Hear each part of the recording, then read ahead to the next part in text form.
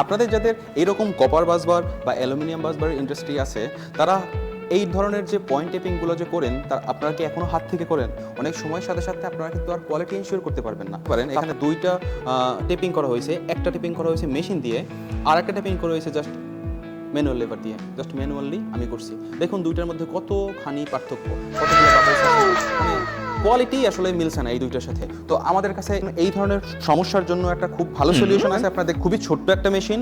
এছাড়া এই যে পয়েন্ট টেপিং বা এরকম যে ফ্ল্যাট পয়েন্ট যে টেপিংগুলো করা হয়, অনেক বিশাল বিশাল মেশিন ইউজ করা হয়, ফুল অটোমেটিক মেশিন ইউজ করা হয়, কিন্তু এখানে আপনারা কম খরচে এটা সেমি অটোমেটিক মেশিন দিয়েও আপনারা কাজ করতে পারবেন। তো খুবই সহজে মাত্র 2 সেকেন্ডের মধ্যে পুরো প্রসেস কমপ্লিট করতে পারবেন, এরকম ট্যাপিং কমপ্লিট করতে পারবেন। আর 24 ঘন্টা কিন্তু কোনো মানুষই কাজ করতে পারবে না, একমাত্র মেশিনই 24 ঘন্টা কাজ করতে পারবে। অপারেশনটা খুবই সহজ, যে কেউ আসলে এই মেশিনটা অপারেট করতে পারবে। আমার ইঞ্জিনিয়ার কলিগ সে এখন আপনাদের দেখাবে এটা কিভাবে অপারেট করে।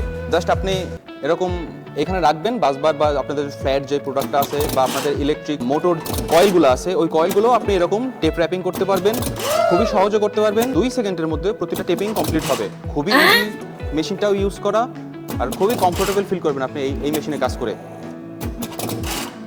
দেখুন প্রতিবার এর যে আউটপুট প্রতিবার 100% গুড কোয়ালিটি দিচ্ছে।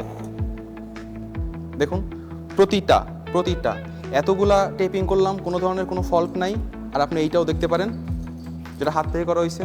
তো আপনি এখন আসলে খুবই ইজিলি বুঝতে পারতেছেন যে পার্থক্য কতখানি। তো আপনারা যারা আপনাদের ইন্ডাস্ট্রি আপগ্রেড করতে চান, যারা আপনাদের প্রফিট বাড়াতে চান, তারা বেশি যোগাযোগ করুন। আজকে এই মেশিন বেড়ে যাবে, আপনাদের প্রফিট মার্জিন বেড়ে যাবে। তো আজকে এই পর্যন্তই, দেখা হবে অন্য কোনো ভিডিওতে। ধন্যবাদ সবাইকে।